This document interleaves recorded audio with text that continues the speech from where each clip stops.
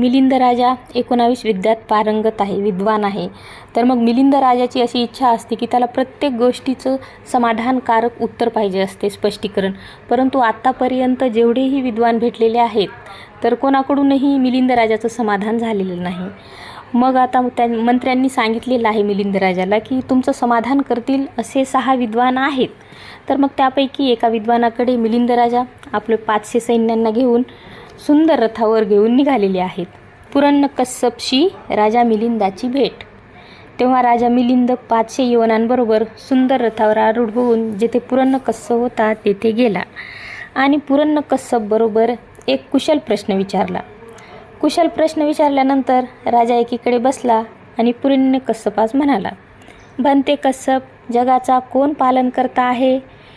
"महाराज, पृथ्वी जगाचे पालन करणारी आहे."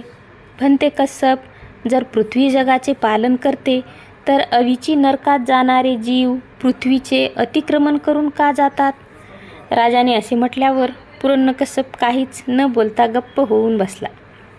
मग राजानंतर राजाचं तिथे समाधान झालेलं नाही. मग राजा मिलिंद मख्खली गोसालकडे गेलेले आहेत. यानंतर मिलिंद राजाने मख्खली गोसालला विचारले, "भंते गोसाल, पाप आणि पुण्य कर्म असतात काय? चांगल्या आणि वाईट कर्माची फळं भोगावी लागतात काय?" "नाही महाराज, पाप आणि पुण्य कर्म काहीच नाही. चांगल्या आणि वाईट कर्माची कोणतीच फळं भोगावी लागत नाहीत महाराज. जेथे क्षत्रिय आहेत ते परलोकात जाऊनही ब्राह्मण, वैश्य, शूद्र, चांडाळ असेच होणार.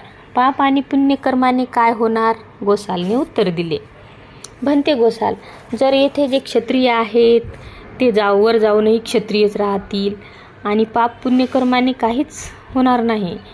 जे लंगडे आहेत ते लंगडेच होतील, जे कानाने बहिरे आहेत, नकटे आहेत ते नकटे आणि बहिरेच होतील." राजाने असे म्हटल्यावर गोसाल गप्प झाला. तेव्हा राजा मिलिंदाच्या मनात असा विचार आला, "अरे, हे जंबूद्वीप तुच्छ आहे. येथील पंडित ज्ञानाच्या दृष्टीने कोरे आणि नामधारी आहेत. नुसतेच नावाने खोटे नावं आहेत. माझ्याबरोबर वादविवाद करतील आणि माझ्या शंका दूर करणारा असा कोणीही नाही.